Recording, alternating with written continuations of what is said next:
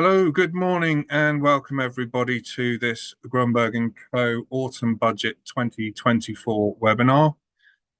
You'll be hearing from myself and my fellow tax partner, Nimish. Thank you very much to all of you for joining. If you do have any questions, please put them in the Q&A, and we will try to deal with those at the end. I think it's fair to say that this has been the most anticipated budget in over a decade. We've had so many clients taking steps before the budget. Some have actually left the country. Many have triggered disposals, giving rise to capital gains tax and other taxes. So I think there's also been some significant tax raised already. Many rumours as well, I don't think came into fruition. There were a lot of rumoured taxes, exit taxes, leaving the country, sales tax on property. And I've actually had quite a number of clients say to me post-budget, well, it could have been worse. I think some of these rumours really did scare a lot of people, and lots of people took steps to try and mitigate what they thought was coming. So this slide here highlights some of the key takeaways, which I think most of you are familiar with. The big one there, the alleged £22 billion black hole, which has been bandied around quite a lot. And here we have some of the key figures from the economic outlook. So inflation at 2%. As the GDP growth projections. And one of the statements from Labour regarding not borrowing for current spending, and having spoken to a number of you, I'm not sure that everybody agrees with that. It's, yeah, make of that what you will. So on to the first big change. Following the Labour government's promise not to raise income tax, VAT or national insurance, the first change is the increase to employers' national insurance, raised by 1.2% to 15% from April. I think many employers will see a big increase in the cost of employing staff. Admittedly, it will be partially offset by the reduction to the threshold and the increase to the employment allowance. I think lots of cash flow forecasts are going to need adjusting to take into account these new costs for the businesses.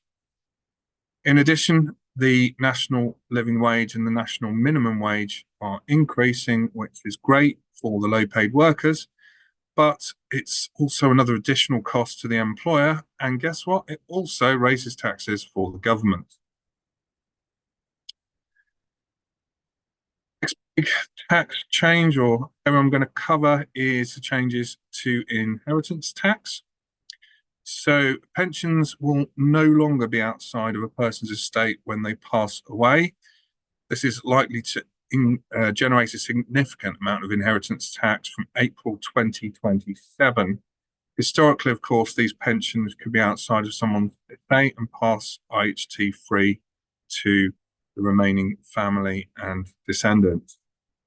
Whether or not people are going to be able to plan is yet to be seen, and there is a suggestion that possibly people could look to gift their pensions to other members of the family, but we'll need to see what the rules are nearer to the time. And obviously, it goes without saying that people will need to take specialist advice from pensions experts and advisors.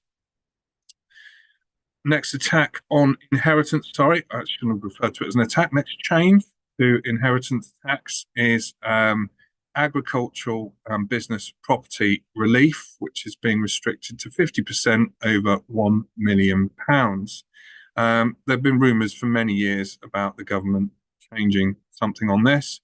What I will say is this is likely to bring a significant number of businesses in the charge to IHT, such as hotels. If you think of hotels in London or cities that are probably worth significantly a lot of money, they could previously transfer inheritance tax free, and now, of course, will be caught by the new rules. There was also a impact on people holding significant AIM shares. The good news, if I can call it that, is that the IHT nil rate ban has been frozen until April 2030. Hey, this means it will not have had an uplift for 21 years since April 2009, whereas obviously inflation has been significantly increasing year on year, and ultimately this means more estates will be in the charge to inheritance tax. Last bit of good news on the inheritance tax front, the rate of inheritance tax remains the same at a mere 40%. So some good news in all of these. I'll now hand you over to Nimesh, who's going to cover some of the other key highlights from the budget, and then we'll head into some questions and we'll take it from there. Nimesh. Okay, thank you, Peter. Good morning, everyone. If you could just move on to the next slide, please. So, capital gains tax increases across the board. So the first lot of changes relate to the actual main rates of capital gains tax, and these changes have taken place already. So the budget was announced last Wednesday, and pretty much with immediate effect, these rates went up.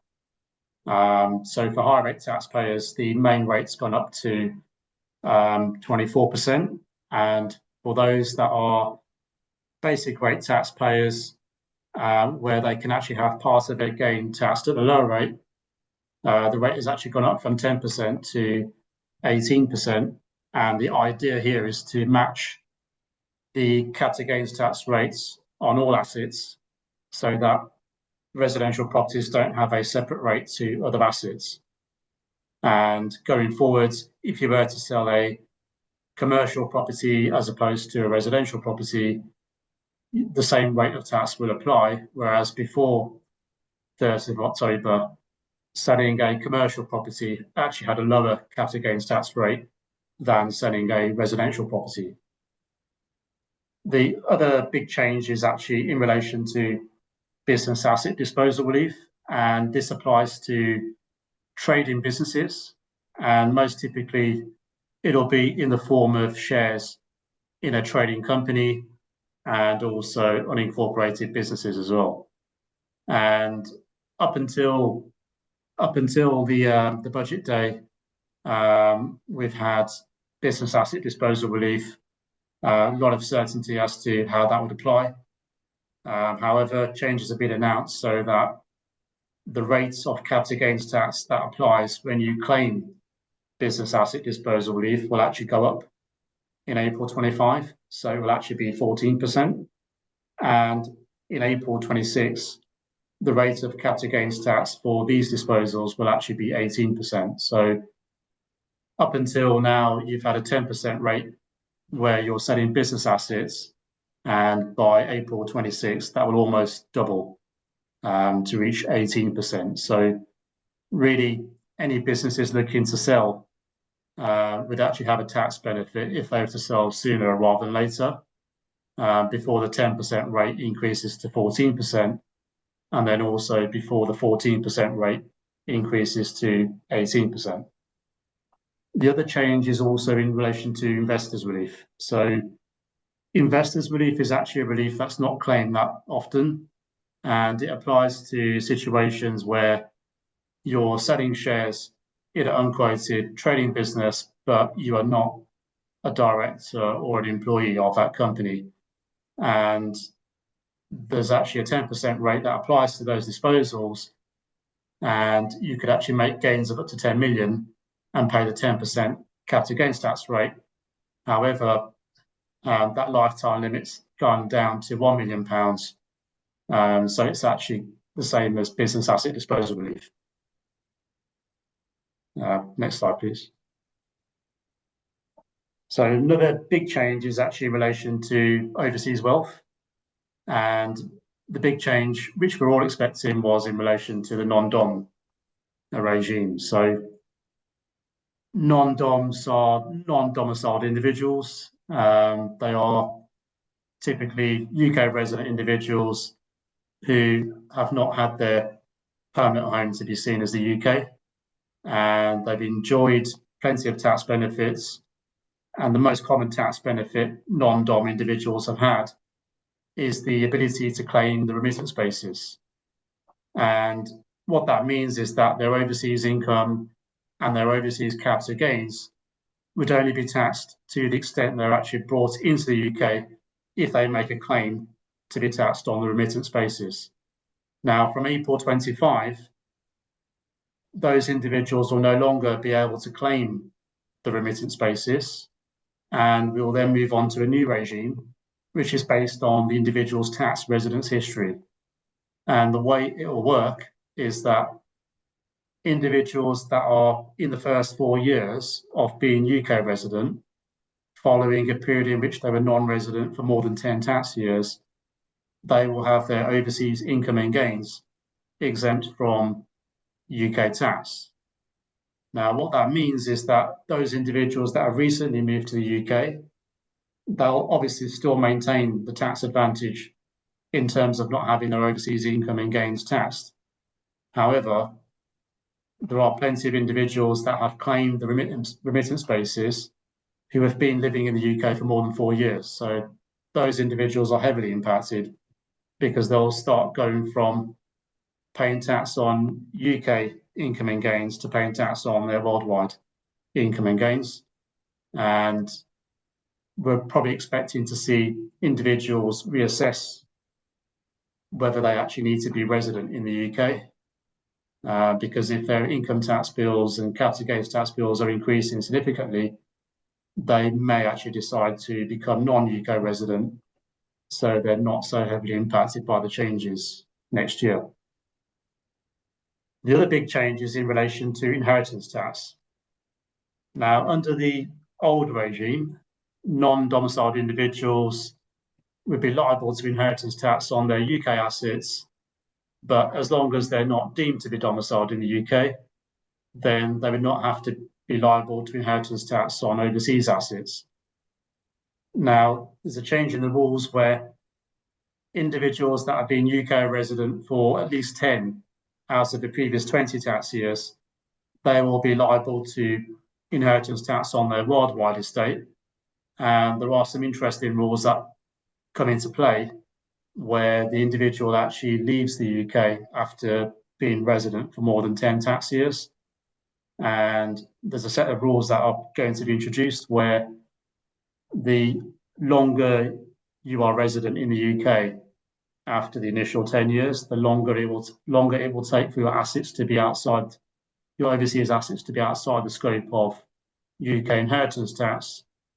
And the shorter the period is between being resident for more than 10 years and actually leaving the UK, the less time it will take to actually have your overseas assets come out of the scope of UK inheritance tax. So what this will mean is that people may decide to leave the UK sooner so that their overseas assets are protected from UK inheritance tax a lot quicker. Now, there are some transitional rules that are coming into play, and the key ones are where individuals have previously been taxed on the remittance basis, they can actually treat their overseas assets as if they were acquired in April 17, if they were actually purchased before that date. So what that will mean is any gains on assets that have been held prior to April 17, the actual capital gain on those assets, those overseas assets, will actually be reduced. So they're not actually taxed on the full gain that they realise. And the other key change is the 50% reduction in foreign income. So under the previous government, the transitional rules included the ability to be taxed on only 50% of your foreign income in the 25-26 tax year and the 26-27 tax year. The new government's come in and said, we're not having this 50% foreign income reduction, and any income and gains which arise after 6th of April 25 will be fully taxed in the UK, unless you're within the first 4 years of being UK resident. And the other change to the transitional rules is that the previous government introduced a a repatriation facility. Now, what that means is that individuals that have had their overseas income and gains taxed on a remittance basis could actually bring those sources of income and gains to the UK and pay a reduced rate of tax. Now, that reduced rate of tax is 12%, where the repatriation takes place in the 25-26 tax year or the 26-27 tax year. However, what was announced last week is that this facility will actually be extended to go into a third year, and where income and gains are repatriated in the third year, the rate of tax will actually be 15%. So there's still an incentive to actually bring income and gains from overseas at a much lower rate than the main income tax rate. However, planning will need to be done so that if clients are wanting to bring overseas income and gains to the UK, they do so whilst the 12% rate is available and not wait until that rate's gone up to 15%, and certainly not to wait until those 3 years have actually ended. Right, so we've had big changes in inheritance tax, big changes in capital gains tax, and also for non-doms. A bit of respite here. So for businesses, the actual profits they actually make are not really going to be too heavily impacted by this budget. So corporation tax is not changing, so the top rate will still be 25%. The tax incentives, so R&D tax relief, is still going to continue as it was before. Capital allowances will also continue as they were before as well. So businesses can still claim the annual investment allowance, so it's still 1 million. Companies can also claim full expenses to claim further capital allowances where the annual investment allowance has been exhausted. And for innovative companies, the patent box regime is still around. That impacts businesses where they've actually got a registered patent. And the other key thing that stayed the same is the first year allowance. So most commonly, the first year allowance is actually claimed in respect of fully electric cars. And as you can see there, that first year allowance has been extended for a further year.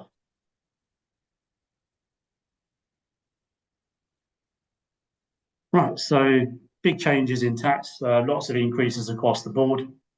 Obviously, the plan from the government here is obviously to raise money for long-term investment. So we can see some figures here that have come out. So 100 billion investment over the next 5 years into transport, housing, and research and development. There's also been an announcement in terms of aiming for a 70 billion investment in private investment, and also,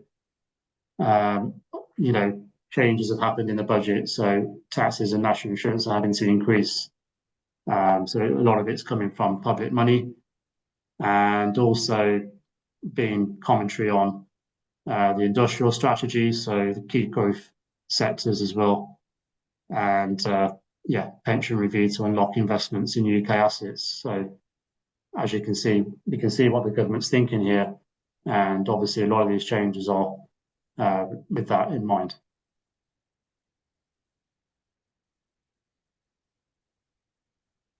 So some final thoughts on the announcements that have been made. So as Peter mentioned, significant changes in national insurance. Cash flow forecasts are going to be necessary for the impacted businesses. So there's definitely going to be challenges for small to medium sized enterprises, increased costs, increased salary costs, and it will obviously have an impact on the budget these businesses have when it comes to recruiting staff. Obviously, big changes in terms of capital gains tax and inheritance tax, which is going to pose some challenges, some restrictions on what can be done in terms of tax planning. However, the way I see it is that the tax planning will actually change, and there will be some aspects of inheritance tax planning that will not have been necessary previously. So, for example, business property relief meant that businesses were effectively fully exempt from inheritance tax, and now that's not going to be the case.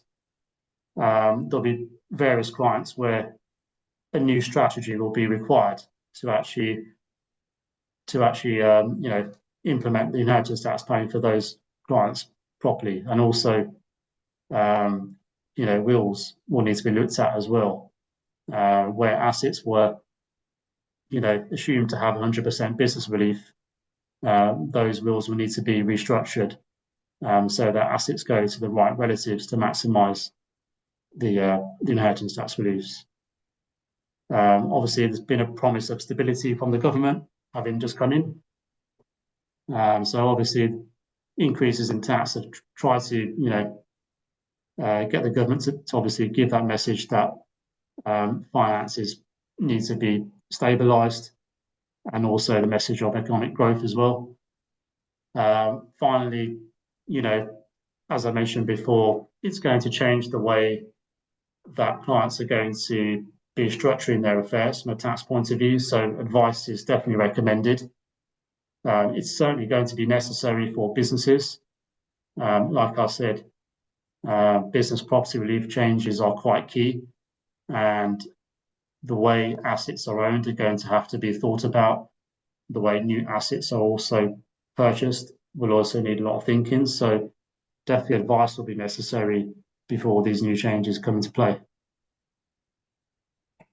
Yeah, I think it's interesting because it's clearly going to impact the probate work that we do as well, with regards to having to, historically, really bringing in pensions was relatively straightforward. It was a one-page summary on the IHT form. Now we're going to having to be asking a lot more questions and telling clients they're going to have to pay tax on their pensions, unless, of course, something comes in that means they can do something to restructure their affairs. And it's a classic, isn't it? Nimesh, tax changes come in, people look to rearrange their affairs in a different way. So I have to see how that gets on. Right. Have you got the questions? Are there any questions, Nimesh? We did have this booked in for 1.5 hours. That was our anticipation of what might be in the budget.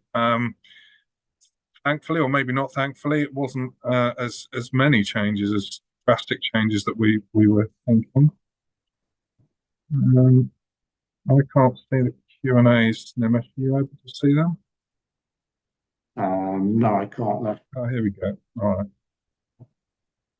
Okay, so there are no questions. A nice simple budget by all accounts then. So all clear for everyone. If you do have any questions after this, there will be a recording and that will be out on our socials. But yeah, if you do, oh, we've got a question popped in. Right, Nimesh, are you ready? Sharpen your pencil. Would you advise a company owned by 7 different shareholders who have disparate goals to sell their company sooner rather than later? I think from a tax perspective, it depends on whether they qualify for the business asset disposal relief. And I think that question probably has that in mind.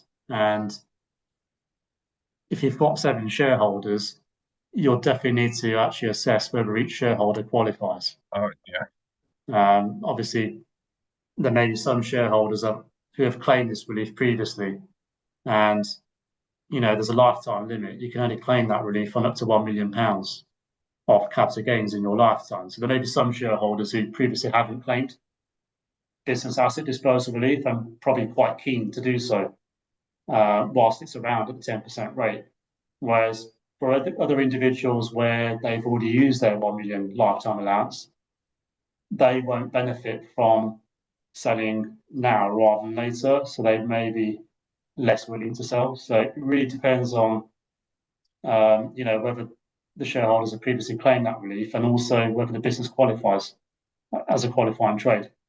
I think what it requires, Nimesh, is a spreadsheet. Yeah. Looking at the impact, looking at the cost, selling now, selling after, and obviously selling now, market conditions, could they get a price further down the line? There is a follow-up question on the back of that. what if they don't all get along? Well, if you're trying to sell a company where not everyone's getting along, then that poses a challenge in itself.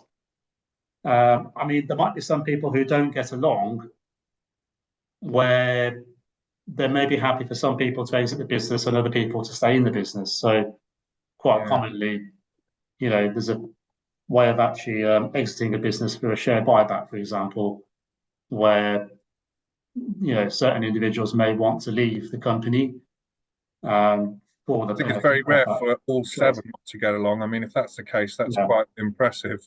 But excuse me.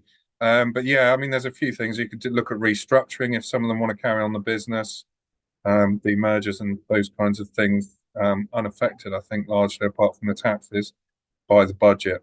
yeah, or if some shareholders want to increase their shareholding, they could perhaps buy out the other shareholders who may be wanting to exit and claim the 10% rate as well. Yeah. Okay. So we've had another question here. Can you please expand on the IHT on pension pots? Is this applied to the full amount of assets to consider? Excuse me. Is this applied to the full amount of assets to consider whether it forms part of the nil rate band, and anything outstanding after considering the band is taxed in full at 40%? I think what I will say is this doesn't come in until 2027, and there is going to be a lot of guidance. But my vague understanding at the moment is, and I don't know if yours is different, Nimesh, you take the pension pot, you look at the value of it, and you bring that into the estate, and that's going to be an extra page on the probate forms, I think. Nimesh, any different views? I think so as well. So obviously, the nil rate band is still relevant. However, the pension will just be treated like another asset in the estate. So you have to value the pension, and unless that pension passes to a spouse or civil partner, there'll be inheritance tax liability on that. I mean, obviously, the way pensions have been previously, there's not been much inheritance tax planning necessary. But now we'll have to look at pensions like other assets and apply inheritance tax planning to the actual pension itself. And, it may mean actually leaving the pension to a spouse or civil partner, or as Peter mentioned previously, mainly to look at actually how pensions can be gifted during an individual's lifetime, which will obviously require a pension advisor to advise on that matter. I think what will be interesting as well, Nimesh, is seeing how that we know we've got clients that don't do pensions, they just don't want to, they want to invest in other things. It's quite interesting to see what those people or whether this impacts people investment strategy, because of course, it's still a very useful pot to have some wealth in. It's still tax free, it rolls up, the money tax free. The big kicker now is this inheritance tax at the end, which a lot of pension funds used to get away with.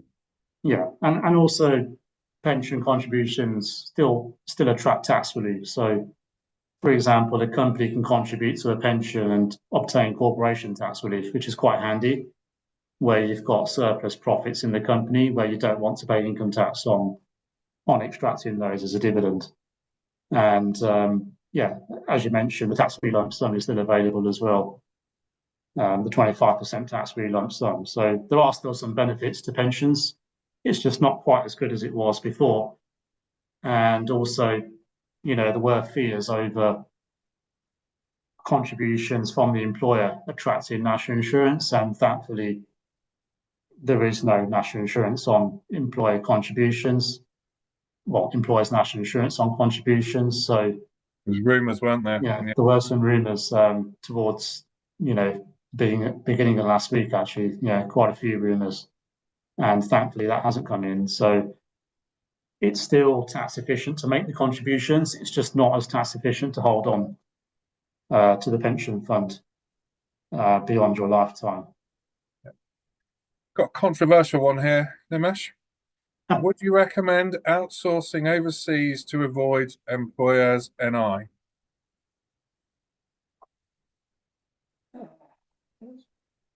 think still have to be careful with employers NI and trying to sidestep that. Obviously, if we're talking about a business in the UK, I'd imagine there may be some laws that would apply if you try to intentionally avoid the employer's NI. But yeah, it's an interesting one, to be fair. I mean, it's a 1.2% increase, so whether you'd want to outsource for That's that the reason. corporation tax relief as well, of course, or income tax relief on it. So it's, yeah. Yeah, and also small businesses aren't as heavily impacted because the employment allowance has actually increased. So the very small businesses won't actually be heavily impacted by the increase in employers' national insurance, because although the rate of employers' national insurance has increased, the employment allowance has actually increased to offset that as well. So it's actually those And businesses, I with think more employees. we both kind of highlighted, and I think there'll be lots of people going away to Excel. Forecasting's key with this now, and how has it actually impacted you and your business? Obviously, not a tax thing really, but if you're outsourcing overseas, you need to have local advice, employment law, tax law. There's quite a lot of things when you are outsourcing.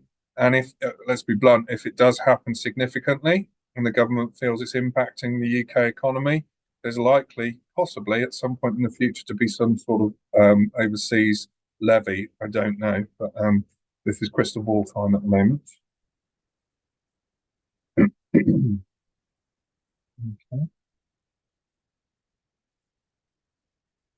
Whilst there are no changes announced to the R&D schemes in this budget, is anything expected to change around this in the near future? God, I love questions about R&D. For I think in 2005, I dealt with the last inspector-led R&D claim, and we had a big inquiry, and since then it was all moved to specialist units. For years, probably over a decade, I've been saying they're going to do something. It's too good. There's too many people not putting, shall we say, legitimate claims through. Interesting. I think it goes in line with the government policy of wanting to show that they're still being innovative and want to drive investment. But yeah, I'm certainly not aware of any upcoming changes. Was I slightly surprised they kept it? Probably not. Nimesh? I just think there've been so many changes to R&D in the last few years, and also HMRC have tightened up as well, as you mentioned, on But the yeah, for the actual avoidance claims of doubt, themselves. it used to be relatively straightforward to get shall we say, some people were putting through flimsy claims, yeah, at best. It used to be quite straightforward, and after that decade, I was finally proved semi right when they started closing down. So I think it's very important, if you are looking at making an R&D claim now, it's really important that you look at it and make sure if you are genuinely doing some qualifying R&D. Otherwise, you'll be spending a lot of money in putting that claim in, when ultimately you might not be able to get the money back or put the relevant claim in. What's it got now?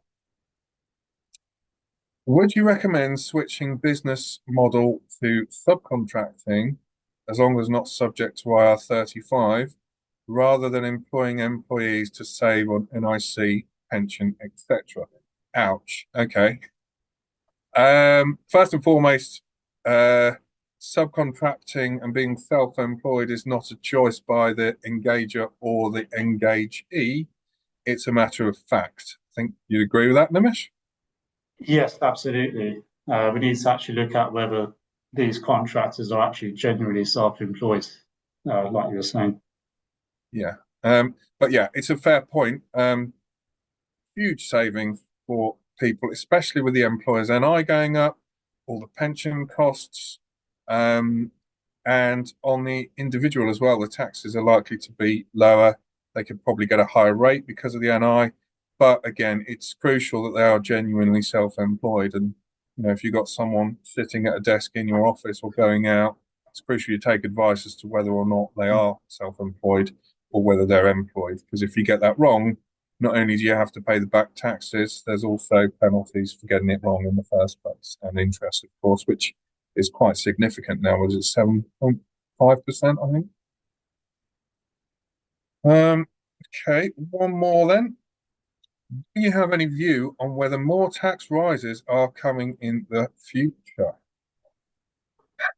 And the ball again. I think what I would say on this is there were, the level of rumored tax changes before the budget were, unprecedented, or certainly nothing like I've seen in the last 10 plus years.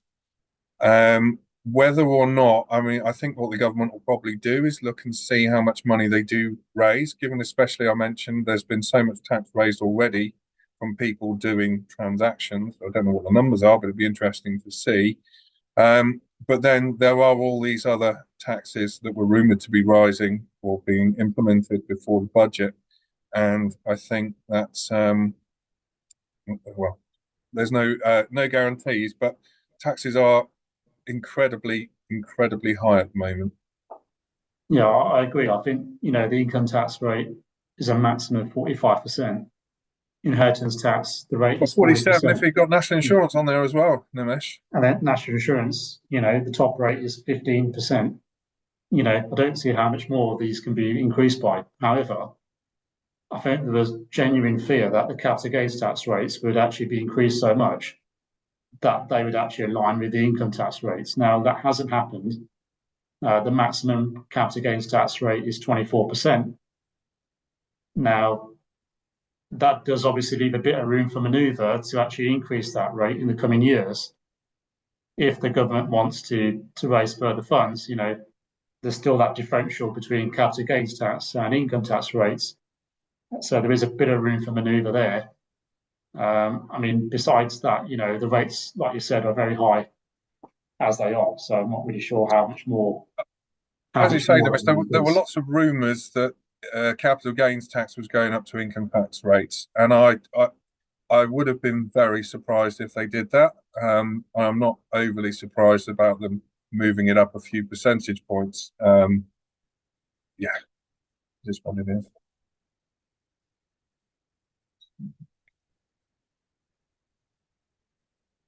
So another question here. Would you still recommend business owners to be on a low salary, high dividend income extraction policy? The answer to that is really, it depends. And since all of these recent changes, relatively recent changes, you've now got the increase on employers NI, the rate rises on income tax on dividends. What I would say, are you going to make pension contributions? Are there different owners of the business? What's the remuneration strategy? I think, and I've said this will be the third time today, it requires some spreadsheets, some calculations, some analysis work before you go and decide whether or not you're going to go from one to the other. And I think, again, proper advice, listening, and making sure that you're making the right decision before all of a sudden you go ahead and do that. I think one of the key things, though, is the employer's national insurance is payable after the salary reaches 5,100. So is it 5,000? Sorry. And what that could actually lead to is situations where it wasn't necessary to run a payroll because of the level of salary, and all of a sudden there's actually a requirement to account for employers' national insurance. If, for example, it's a company with just the director doing the work, there's no other employees, they may actually need to do a payroll. So there's that to watch out for as well, with the decrease in the employer's national insurance threshold. I think in terms of changing the strategy in terms of profit extraction, like Peter said, every client's different. They may have other sources of income outside the company as well. So we have to take all of this into account. Because if somebody has, rental income outside the company in their personal name, then that changes whether a salary is beneficial or not, and also how much extra income they actually even take from the company before they start paying high rates of tax. We've got a question here about Alphabet shares. Do you have any concerns about Alphabet shares following the budget that allow dividend extraction to be tax efficient for family-owned businesses? Yeah, I think, again, you've got to be a bit careful with the Alphabet shares. We know that it's commonplace. People use them to extract dividends, but again, you really need to take proper advice before deciding on using them. It's something I personally think that the government will look at, would have looked at by now. I've been proved wrong until today. You got any views on it, Nimesh? Do you remember back in the day when we were looking at this, where you had to value what the people they were going to bring in I forget what it was called, was it profit shifting? I think it was, where they were going to look at what value people do to the business. Could you imagine how you've got to self-assess that on your tax return? Yeah, I mean, it's an area that could be attacked in the future, but it's extremely complicated because, how do you determine whether the share structure has been implemented for commercial reasons? A lot of the time it will be. There may be cases where it may not be, especially if there's a large list of shareholders. But at the end of the day, it's very difficult to implement that, and that's probably the reason why, specific legislation hasn't come in at this stage. However, obviously we've got a new government in place now, so it could be something that's on their radar, may not be. It's certainly something that needs to be done with the right advice being taken, to make sure that the structure is actually standing up to scrutiny as well. Yeah.